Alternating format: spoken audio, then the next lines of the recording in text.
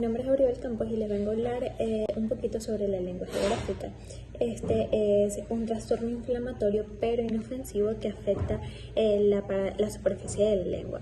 En cuanto a la etiología, tenemos que se desconoce, pero algunos autores relatan que puede ser por deficiencia de vitamina, reacciones alérgicas en niños o estrés. En cuanto a la prevalencia, este afecta de 1 al 2% de la población y puede darse ya sea a cualquier edad, desde los niños de 4 años hasta las personas adultas de 85 años. En cuanto a las características clínicas de la lengua geográfica, tenemos que hay descamación de las papilas filiformes. Esta descamación se muestra en color rojo, se engrosan los bordes de la lengua y pueden ser blancos o amarillentos. Esta se caracteriza por al principio presentar una placa lisa y brillante que estaba aumentando su grosor a medida que va avanzando. Se dice que la lengua geográfica hay periodos de exacerbación, ya que ella parece que va avanzando a medida que cicatriza una lesión, se pasa a la parte adyacente, pues una lesión cicatriza y la otra se ulcera. Se dice que la lengua geográfica se llama así ya que ella tiene forma de un mapa. En las características histopatológicas tenemos que hay pérdida de las papilas filiformes, adelgazamiento de la mucosa, infiltrado inflamatorio, migración de los leucocitos, hiperplasia epitelial y esponjiosis.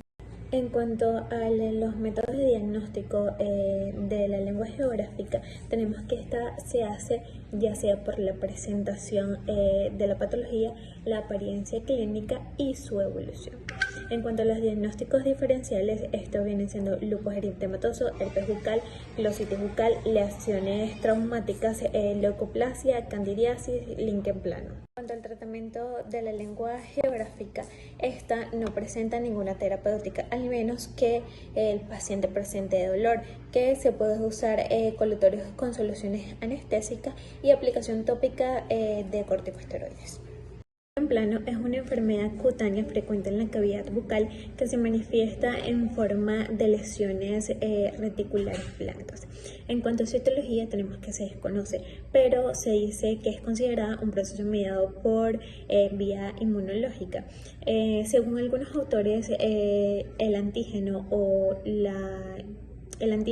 el factor gatillo sería el virus de la hepatitis C, la vacuna de la hepatitis B, antígenos bacterianos y virales, iones metálicos, medicamentos y otras enfermedades como el vitiligo, la alopecia y la tiroiditis autoinmune. Este tiene una prevalencia de 1% en la población y afecta mayormente a las mujeres y de décadas de 30 y 70. En cuanto a las características clínicas del líquen plano, tenemos varios tipos. Tenemos líquen plano reticular, líquen plano en placa, líquen plano atrófico y líquen plano erosivo. El líquen plano reticular tiene abundantes estrías queratóxicas blancas entrelazadas. Estas estrías se llaman estrías de Wittmann. El líquen plano en placa, se asemeja a leucoplaquia y estas placas varían desde algo elevadas hasta planas y lisas. El líquen plano atrófico se manifiestan como placas rojas con estrellas blancas muy finas. El líquen plano erosivo, la región central de la lesión se encuentra ulcerada, cubierta por una membrana fibrinosa pseudomembrana. También se identifican estrellas en la periferia. En cuanto a la histopatología, hay degeneración de la capa basal, acantosis y pequeratosis en las estrías bucales blancas y infiltrado de linfocitos en banda, y lo principal son cuerpos de Cavite. El método de diagnóstico del líquen plano, se basa principalmente en la clínica, y el líquen erosivo sí necesita de una biopsia excisional para poder describirla. En los diagnósticos diferenciales tenemos reacciones liquemoides a fármacos, lupus eritematoso, leucoplasia idiopática y carcinoma de células escamosas. En cuanto al tratamiento, es tópico, esteroides como la dexametasona. Reacción liquenoide. Tiene lesiones muy similares al líquen plano. En cuanto a su etiología, se dice que es mediada por fármacos. Entre ellos tenemos los antihipertensivos, antibióticos, antimaláricos y antiinflamatorios no esteroideos. Su prevalencia ha aumentado con los años. En cuanto a las características clínicas, tenemos que la mucosa afecta principalmente a la mucosa bucal posterior. Estas suelen ser dolorosas. La zona central de la lesión está eritematosa e erosionada y presenta estrías igual que el líquen plano alrededor. En cuanto a las características histopatológicas, tenemos hiperkeratosis focal, acantosis, atrofia epitelial, infiltrado inflamatorio y edema intercelular. Es demasiado similar o idéntico al líquen plano. Incluso algunos autores dicen que esta es una variante del líquen plano. La única diferencia entre ellos es que al saber el agente causal y retirarlo, la lesión mejora. Los métodos de diagnóstico, a esto hay que realizarle una biopsia y tener un informe anatomopatológico. En cuanto al tratamiento, corticosteroides tópicos y principalmente descubrir, indagar en cuál es el factor causal y así eliminarlo y la lesión va a mejorar. La estomatitis de contacto angioedema. Esta es una reacción alérgica que afecta el interior de la boca. Esta se da por hipersensibilidad, por personas sensibilizadas a alergenos. En su etiología tenemos que es por contacto con alergenos. Estos pueden ser aromatizantes, metales, alimentos, restauraciones dentales, medicamentos. Su prevalencia se dice que es poco común. En cuanto a las características clínicas, tenemos ardor, edema, color rojo, úlceras, erosiones, dolor. En cuanto a las características histopatológicas, hay presencia de células plasmáticas en cantidad. En cuanto al método de diagnóstico, tenemos que está basado clínicamente en la historia y el examen. En cuanto a los diagnósticos diferenciales, tenemos leucoplasia oral, trauma, líquen plano, aftas y lupus eritematoso.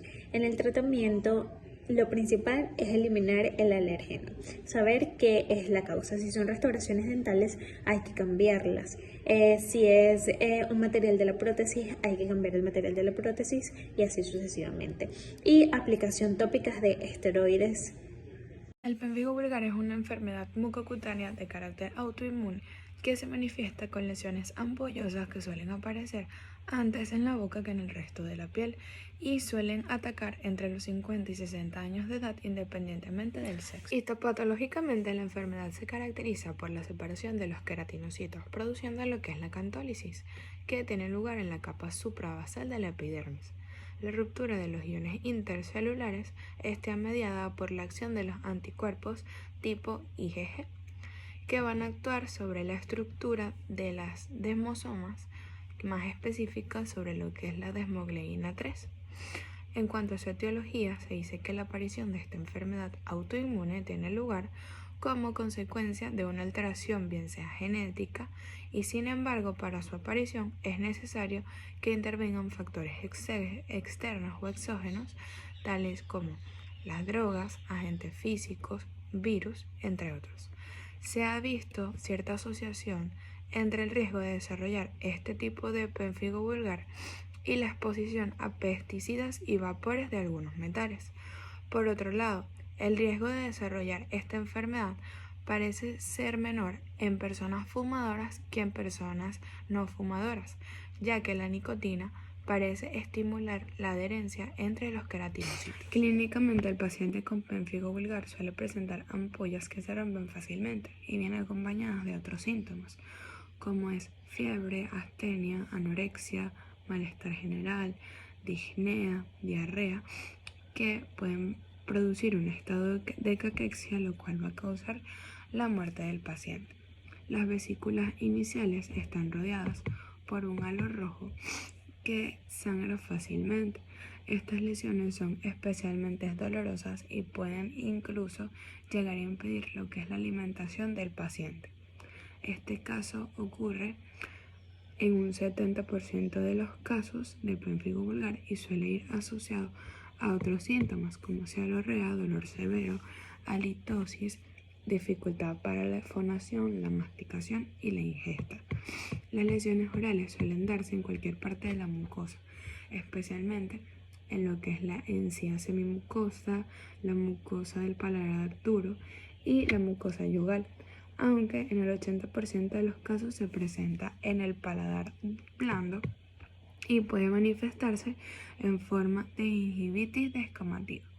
En cuanto a lo que es el diagnóstico o cómo encontrar el diagnóstico del pérfigo vulgar, se basa principalmente en lo que es la anamnesis, el reconocimiento de las lesiones y tener el signo de Nikolsky positivo, que esto se basa en lo que es la separación del epitelio y de las células de tejido conectivo o conjuntivo tras la fricción alrededor de las lesiones o incluso en la zona de mucosa sana, y también se va a observar en exámenes inmunológicos e histopatológicos.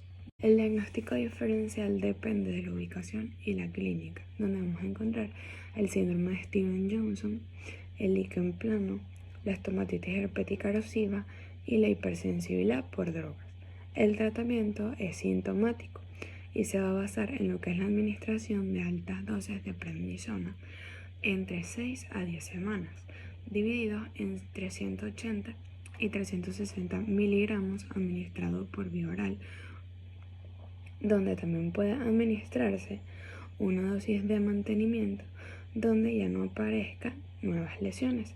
Sin embargo, el uso de corticosteroides a dosis tan elevadas puede producir efectos secundarios como la diabetes mellitus, la hipertensión y úlcera duodenal.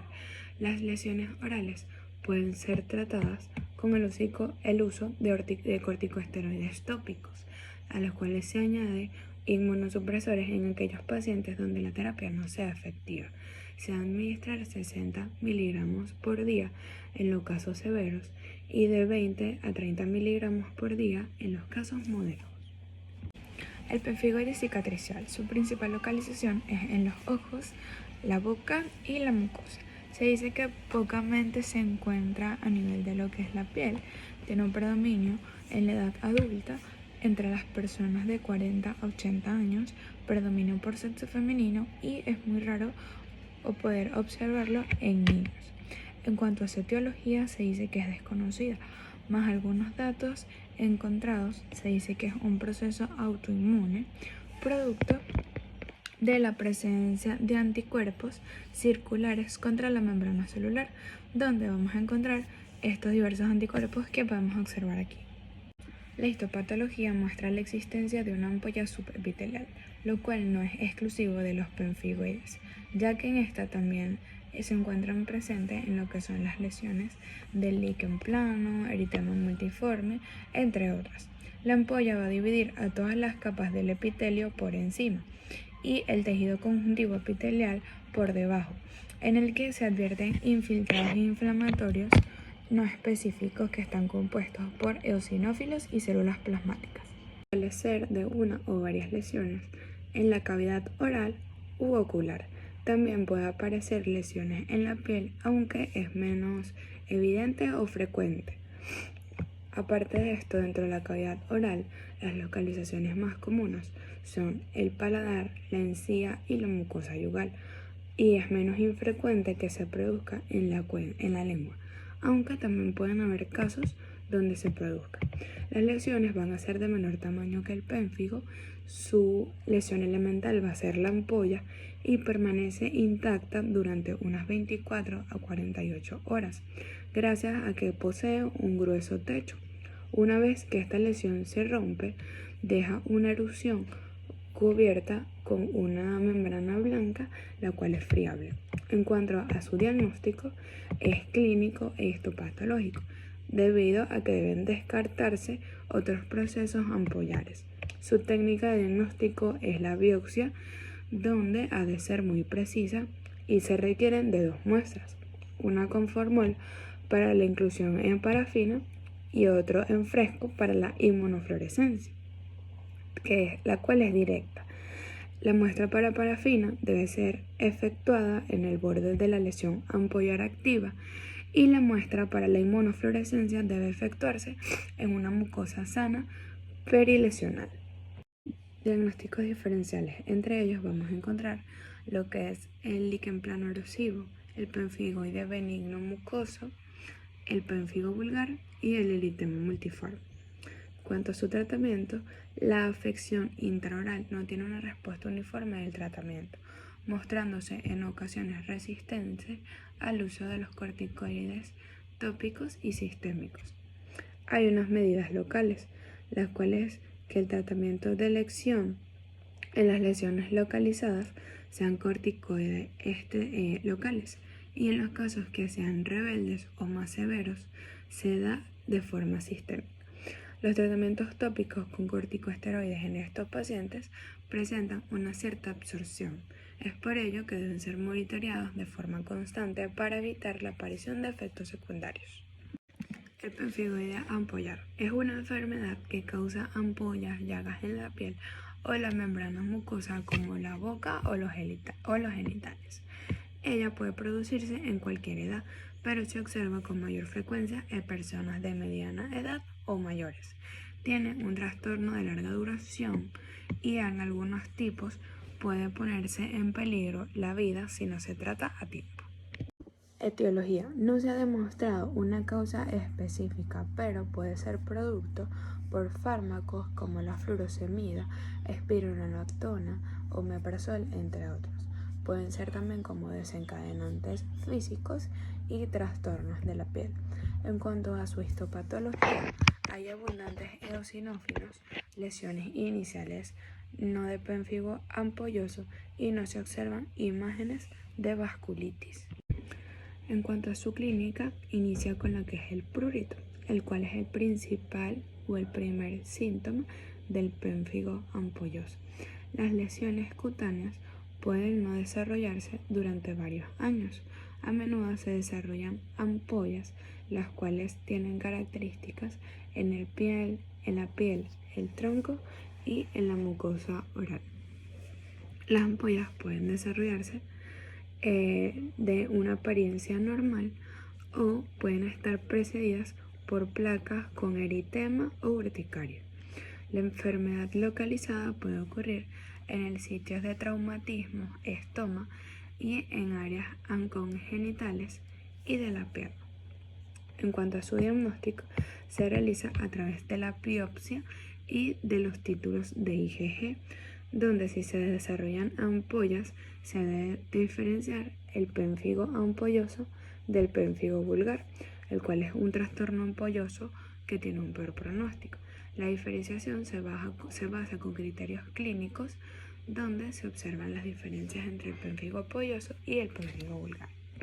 El pemfigo vulgar es una enfermedad mucocutánea de carácter autoinmune que se manifiesta con lesiones ampollosas que suelen aparecer antes en la boca que en el resto de la piel y suelen atacar entre los 50 y 60 años de edad independientemente del sexo. El eritema multiforme es una enfermedad inflamatoria citolítica de origen inmunitario que afecta la piel y mucosas. Aparece en forma leve o grave que es diseminada producto del daño perivascular de vasos sanguíneos superficiales, causando lesiones que van desde eritema leve hasta necrosis masiva y generalizada de epitelios cutáneos y mucosas. Etiología. Se ha relacionado el eritema multiforme con la presencia preliminar de virus como el herpes simple, neoplasias, enfermedades sistémicas como el síndrome de Addison, radioterapia y medicamentos como las penicilinas, barbitúricos, carbamazepina y fenilbutazona. El mecanismo de inducción mejor identificado es una inflamación que produce vasodilatación y aumento de la permeabilidad causada por la presencia vascular de complejos inmunitarios. La razón por la cual una persona es propensa a desarrollar eritema multiforme o el por qué lo desarrolla de manera leve o severa o de forma crónica son aspectos no aclarados aún. Características clínicas. Existen 3 variantes. Menor, que son lesiones eritematosas con halos rojos más intensos, que se presentan después de algunos días posteriores a sufrir cefalea, fiebre y malestar general. En la boca, las lesiones son vesiculares o bulosas, que se desprenden rápidamente ulcerándose y siendo muy dolorosas. Crónico, Es insidioso, con episodios de recuperación y recaída. Es la forma más leve de eritema multiforme. Y mayor, que son manifestaciones graves que afectan piel y mucosas de forma simultánea. Compromete órganos como genitales, labios, ojos y esófago. Se produce en grandes áreas con costras en la piel y lesiones pseudomembranosas en mucosas. Se le conoce también como síndrome de Stevens-Johnson, sobre todo en los casos extremos. Métodos diagnósticos. A través de la tinción inmunofluorescencia, que va a dar negativa para anticuerpos en la membrana basal o epitelio, y es positiva para IgG y C3 en zonas vasculares profundas, por la presencia de complejos inmunitarios. Diagnósticos diferenciales. Está la urticaria, vasculitis, pemfijoide ampollar, penfijo, dermatosis lineal por depósitos de IgA, dermatosis neutrofílica febril aguda y dermatitis herpetiforme. Tratamiento. El eritema multiforme menor o crónico que se manifiesten solo con lesiones orales deben ser atendidas por el odontólogo. El éxito del tratamiento depende del pronto reconocimiento del antígeno desencadenante para su suspensión en el caso de fármacos o para dar tratamiento con aciclovir en los casos asociados al herpes simple. Aunque esta enfermedad es autolimitante, es conveniente el uso de antihistamínicos como la difenhidramina sin vehículo alcohólico, analgésicos y antipiréticos. Corticosteroides tópicos fluorados para mejorar la absorción mucosa, como el Topsin, y en el caso de eritema multiforme mayor, además de los medicamentos antes descritos, será necesario el empleo de corticosteroides sistémicos, solos o combinados, con otros inmunosupresores. La actitud odontológica. Se deben atender primero las manifestaciones orales de eritema multiforme y esperar que la terapia esteroidea sistémica sea suspendida para la comodidad del paciente. Si se trata de una urgencia odontológica, el tratamiento solo será paliativo, ya que las manipulaciones pueden ser muy dolorosas y sangrantes. Lupus eritematoso es una enfermedad multifactorial inflamatoria del tejido conectivo, donde aparecen autoanticuerpos que dañan las proteínas del núcleo y membrana celular, así como a productos citoplasmáticos. A esta respuesta le acompañan la formación de complejos inmunitarios y el desarrollo de estados inflamatorios en los vasos sanguíneos. La prevalencia de la enfermedad es variable, afecta a 40 de cada 100.000 habitantes de los Estados Unidos, Asia y el norte de Europa, con una incidencia mayor en la población hispana y afroamericana. El lupus eritematoso sistémico en el 90% de los casos afecta a mujeres de edad fértil, mientras que el discoide puede afectar a mujeres y a hombres en edades de 25 a 45 años. Su etiología. Se describen factores como genéticos, los cuales describen complejos mayores de histocompatibilidad C4A, B8, DR3 con 5% de posibilidad de que presenten el padecimiento entre parientes directos, deficiencias en el sistema de complemento.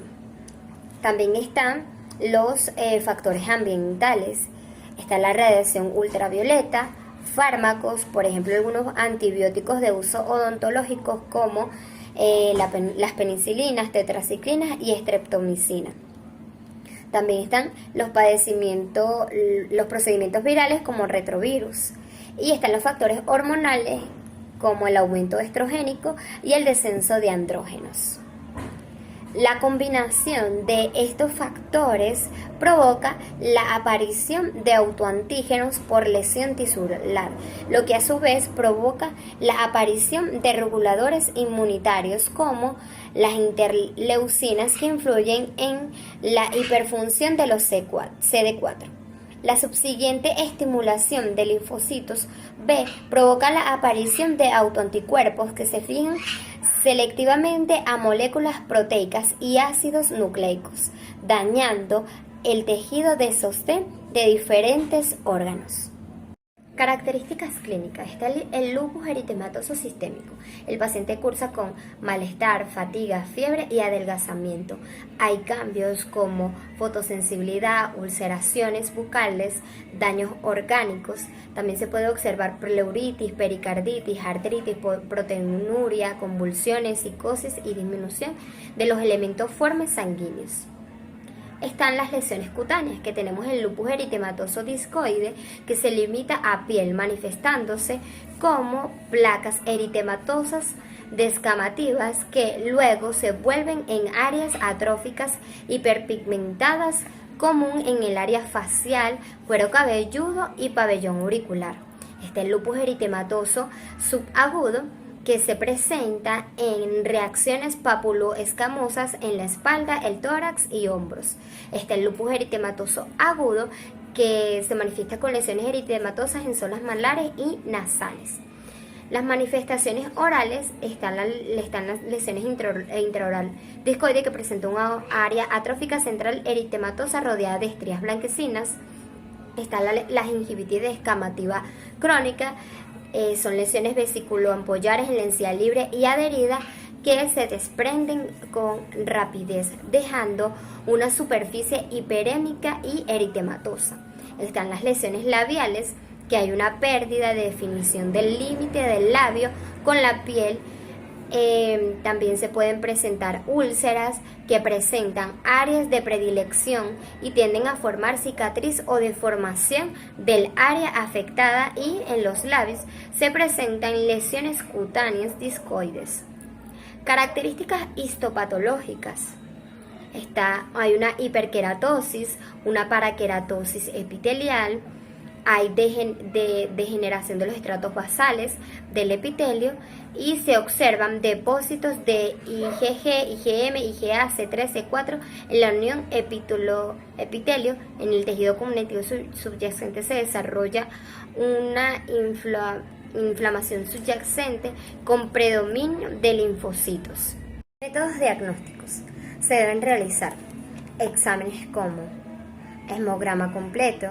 Si el recuento es bajo de la serie blanca, roja y de plaquetas, nos puede indicar que el paciente tiene la enfermedad. Evaluación de los riñones y el hígado, ya que el lupus puede afectar estos órganos. Análisis de orina para saber si hay un mayor nivel de proteínas o glóbulos rojos en la orina, lo cual puede suceder si el lupus afecta a los riñones. Prueba de anticuerpos antinucleares, radiografía de tórax y ecocardiograma, biopsia del tejido renal o de la piel para confirmar su diagnóstico. Diagnósticos diferenciales. Están las enfermedades autoinmunes como artritis reumatoide, síndrome de Sjögren. Están las enfermedades dermatológicas como urticaria, enfermedades hematológicas como linfomas o leucemias, enfermedades infecciosas como endocarditis bacteriana, tuberculosis, HIV y enfermedades neoplásicas. El tratamiento es multidisciplinario, de carácter sistémico y paliativo, ya que no existe un tratamiento específico. Están las medidas de prevención, como el uso de cualquier método físico o químico que sirva de protector solar. Están los AINES como naproxeno sódico e ibuprofeno para tratar el dolor, la inflamación y la fiebre. Están los glucocorticoides como la prednisona, prednisolona, metilprednisolona para contrarrestar la inflamación. Están los inmunosupresores como ciclofosfamida, acitioprina, metrotexato, son útiles en los casos graves de lupus. Están los antipalúdicos como hidrocloroquina, que contribuyen en la disminución de los brotes de lupus. La actitud odontológica debe ser: número 1, interconsultar médica para descartar problemas renales y llevar un manejo en corresponsabilidad con el médico tratante. Siempre debe haber contacto con el médico tratante para conocer el estado real de la enfermedad y los pormenores en el manejo farmacológico. También los procedimientos quirúrgicos deben ser evitados en periodos activos de la enfermedad o en sus agudizaciones. Y se deben evitar interacciones farmacológicas que afecten el tiempo de sangrado del paciente. Síndrome de Sjögren es una enfermedad inmunitaria compleja donde se combinan procesos de citotoxicidad complejos inmunitarios y citotoxicidad mediada por células, que por la participación linfocítica y de células plasmáticas, el tejido glandular exocrino es destruido, en particular el lagrimal y salival. Se da con mayor frecuencia en mujeres en edades fértiles.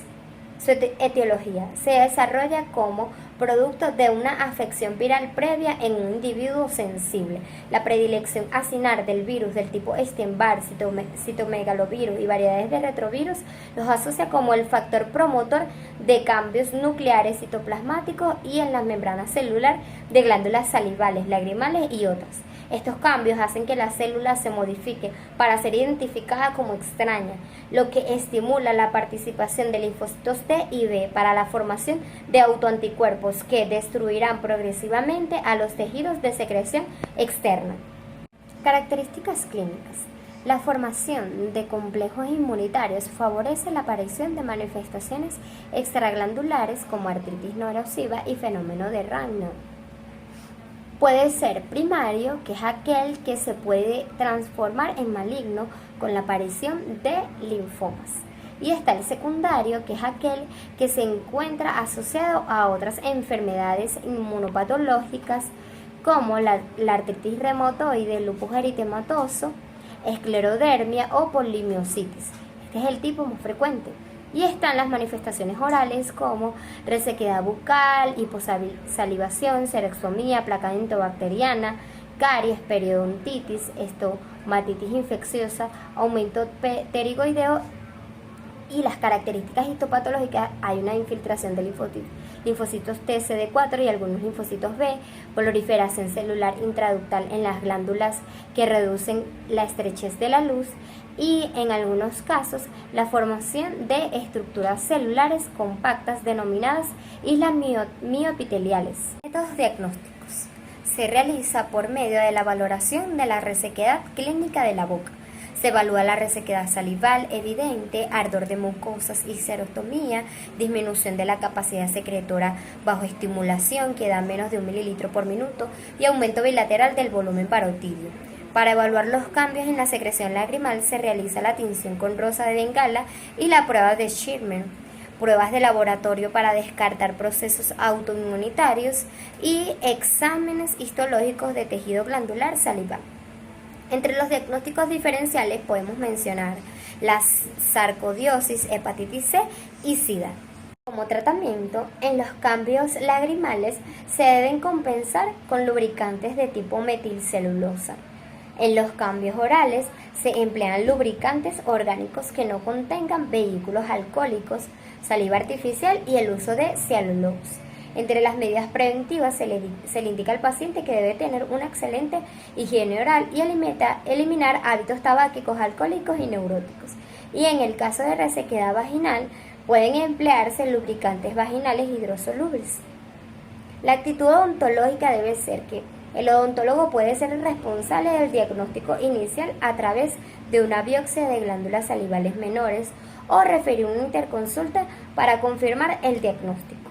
Si es primario, el paciente debe ser canalizado con un hematólogo u oncólogo para que la posibilidad de aparición de linfomas sea manejada para prevenir su manifestación o reducir la velocidad de desarrollo. Y si es secundario, deberá canalizarse con el médico especialista idóneo, de acuerdo con la enfermedad primaria asociada. Y como cuidados preventivos que se deben tener es la disminución del riesgo carioso, disminución del riesgo a desarrollar periodontitis, evitar la resequedad y fricción de las mucosas, realizar restauraciones, cambiar hábitos como fumar, ingerir bebidas alcohólicas y respiración bucal para evitar la resequedad bucal. Dermatitis herpetiforme. La dermatitis herpetiforme es una enfermedad autoinmunitaria que produce un grupo de ampollas rojas intensamente pruriginosas. Quiere decir que causan mucha comezón en la piel. Dentro de su etiología se desconoce la causa exacta de la dermatitis herpetiforme, los factores genéticos, la intolerancia al gluten y los trastornos que se generan en el sistema inmunológico causan que ataque a las células sanas. Y esto puede ser que está relacionado con esta enfermedad. Dentro de sus características clínicas podemos observar ampollas y urticaria localizados en codos, rodillas, espalda, cabeza y cuello, de coloración rojas e inflamadas y elevadas. Y dentro de sus características histopatológicas, el estudio de biopsias de la piel muestra microaccesos de neutrófilos en las puntas papilares, infiltrados inflamatorios variables en la dermis superficial y vesículas subepidérmicas. Dentro de los métodos diagnósticos podemos realizar una biopsia de piel y una inmunofluorescencia directa. Ya sabemos que la biopsia de piel nos muestra unos resultados exactos, por eso es que se realiza la inmunofluorescencia directa. Y dentro de los diagnósticos diferenciales lo podemos diferenciar de la dermatitis seborreica, ya que esta produce áreas escamosas en la piel roja, localizado en el cuero cabelludo y en las zonas grasas de la cara o del rostro. También lo podemos diferenciar del eczema numular, que se encuentra diferenciado porque causa unas lesiones en forma de moneda y puede aparecer después de una lesión. También puede durar muchos meses. También lo podemos diferenciar del líquen plano y de la pitiriasis rosada de Gieber, que se localiza en zonas como la espalda y los brazos. Y para su tratamiento tenemos la Daxona o la sulfapiridina y una dieta libre de gluten. La dosis inicial de la Daxona serían 25 a 50 miligramos por vía oral una vez al día en adultos y 0,5 miligramos por kilogramo en niños. Ahora hablemos de la úlcera actosa. Esta consiste en la aparición de lesiones pequeñas y dolorosas en el interior de la cavidad oral. Generalmente comienza en la infancia y recurre con frecuencia durante la vida. Dentro de su etiología tenemos que es un proceso patológico de etiología multifactorial en el que ocurren una serie de factores predisponentes endógenos. Esto quiere decir que esta enfermedad puede verse relacionada también a enfermedades virales o del sistema inmunológico. Dentro de sus características clínicas podemos observar que las lesiones suelen tener un centro blanco, un color amarillento, un borde rojo bien definido y de forma oval o redondeada. Pueden medir 2 a 5 milímetros de diámetro y se encuentran localizados en los tejidos blandos de la cavidad oral y en la base de las encías. Y dentro de sus características histopatológicas hay una pérdida brusca de una porción del epitelio con necrosis, un corión hiperémico y un infiltrado leucocitario, que son las células de defensa o polimorfonucleares. Dentro de los métodos diagnósticos es importante saber que no se necesitan exámenes para diagnosticar las aftas. El médico o el odontólogo pueden identificarlas mediante un examen clínico. Dentro de su diagnóstico diferencial podemos hacer referencia al virus del herpes simple, que se divide en virus del herpes simple tipo 1, que se da por contacto de boca a boca y causa unas lesiones en los labios. Es importante saber de epidemiología. Alrededor de 3.700 personas a nivel mundial padecen del virus del herpes simple tipo 1, con una edad comprendida de entre 50 años y representan un 67% de la población mundial. El virus del herpes simple tipo 2 se caracteriza por una infección de transmisión sexual que se da entre personas edades comprendidas entre 15 a 49 años y representa el 13% de la población mundial. El virus de la varicela zóster, que causa una erupción cutánea alrededor del rostro, el cuero cabelludo y el tronco, y la enfermedad de pie, mano y boca, que esta puede ser transmitida por fluidos corporales como las secreciones nasales y los fluidos como la saliva. También el líquen plano oral, caracterizado por ser una lesión de la cavidad oral de las partes blandas como la mucosa de los carrillos o la mucosa yugal, es una lesión de tipo placa blanquecina. El síndrome de Behçet es un trastorno poco frecuente que provoca una enfermedad de los vasos sanguíneos. Es una enfermedad autoinmune. Dentro de su etiología tenemos que el sistema inmunitario del cuerpo ataca por error a algunas de sus propias células sanas. Es probable que la genética y los factores ambientales también influyan. Es decir, que enfermedades degenerativas o enfermedades sistémicas hereditarias pueden causar la enfermedad de Behçet. Ahora bien, hablemos de sus características clínicas. Podemos observar úlceras orales y genitales, artritis, alteraciones del sistema nervioso central y enfermedades vasculares, que obviamente podemos observarlas a la exploración clínica. Dentro de sus características histopatológicas podemos observar la vasculitis oclusiva mediada por mecanismos inmunes. El infiltrado perivascular revela infiltrados de linfocitos TCD4 más células inmunitarias y linfocitos TCD8. Dentro de sus métodos diagnósticos podemos realizar análisis de sangre, otros análisis de laboratorio para descartar otras afecciones.